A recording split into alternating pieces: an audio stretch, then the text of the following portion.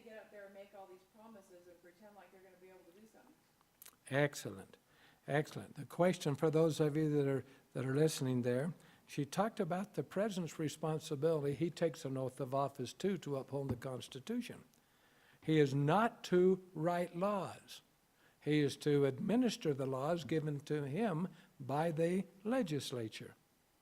But when he gets up there, it goes just the opposite. I'm going to do this, and if Congress doesn't support me, I'm going to do it anyway, and this type of an attitude.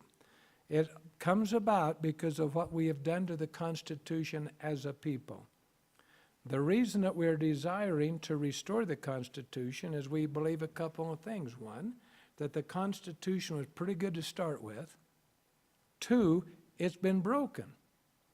And where it is broken is in two areas. One is where we ignore it, and the other is where we have, by use of amendments, we have changed the Constitution itself. And when the Founding Fathers established the Constitution, they gave to the federal government 20 assigned powers or duties. And that was held all the way down to the early 1900s. Then we came in with two major amendments, the 16th and 17th, that said to the federal government, you can do anything you want to from now on and charge the people for it. And those two absolutely destroyed checks and balances. So we have none anymore. And the president can do anything he wants.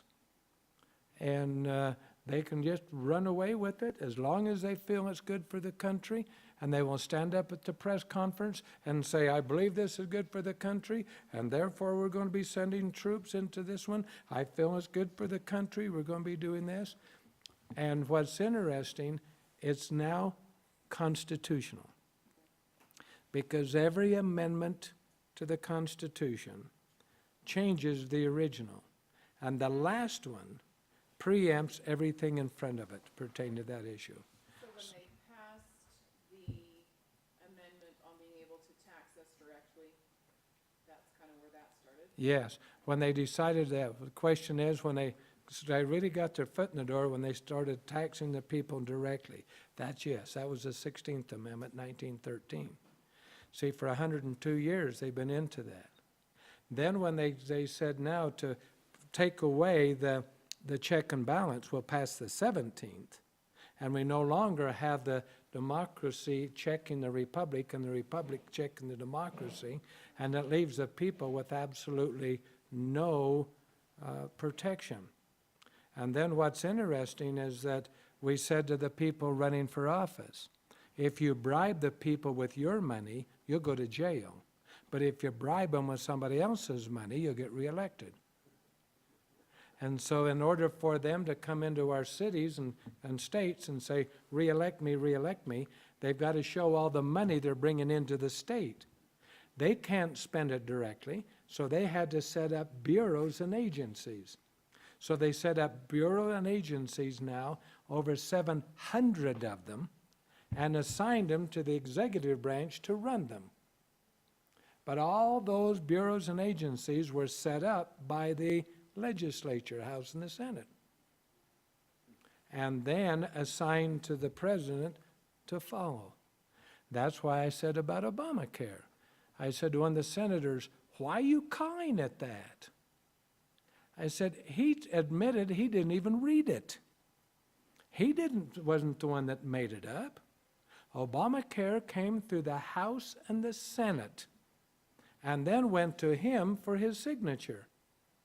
He didn't make it up.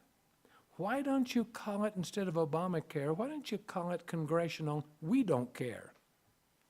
Now you're more accurate. But you have to set up somebody to blame. Oh, why are you doing that? Well, because we can't have the pipeline, because we have taken a vote of where we sit, and regardless of what congressmen want and the Senate want, we don't want it in the executive branch, so we will not allow it. You see, where are we coming from? Now, the same thing with the Supreme Court. The Supreme Court had absolutely no constitutional authority to make laws at all. And for them to come in with the use of the 14th Amendment, with the Declaration on Marriage, is very, very fascinating. Because it becomes a matter of making laws, and now it, because of what the Supreme Court does, is called, now it's the law of the land, the constitutional law of the land, because of what the Supreme Court said. Instead of coming in and saying, now, that doesn't fit within the Constitution, Congress, you've got to change and make a different laws. There's nobody allowing it and doing that one. Very, very, very interesting.